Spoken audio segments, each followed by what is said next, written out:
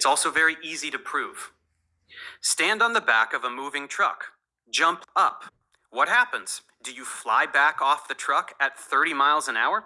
No, you land right back where you started, even though the truck has moved forward while you were in the air. Why? Because in the air, you retain the forward momentum of the truck. And of course, the globe earthers are going to say, well, you have your momentum that's lent to you by the earth, spinning east, and you're going to retain that momentum forever. And the same thing applies to airline flights. Yeah, you got it. Experiment. Drop a ball and see how long it takes to hit the ground. Now let's get back on that truck and pass a ball back and forth.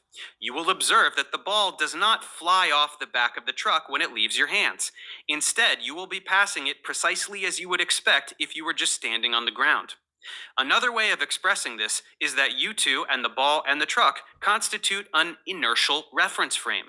This is another thing that you guys have a really hard time with, so let's go through and do it again. We get the same thing. Now get on a plane and do it again. The plane is moving much faster, but you still get the same result. Each of these is an inertial reference frame. So these paratroopers are leaving plane at 1 second per man, right? They should be falling in a straight line according to Dave, and so I count 13 soldiers there left the plane at 1 second spaces, right? And there's a nice spread in.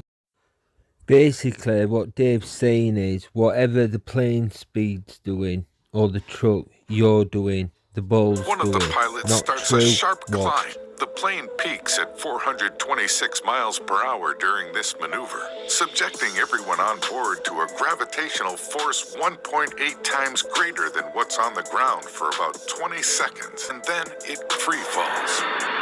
The opposing forces of gravity and the falling plane immediately cancel each other out. There's weight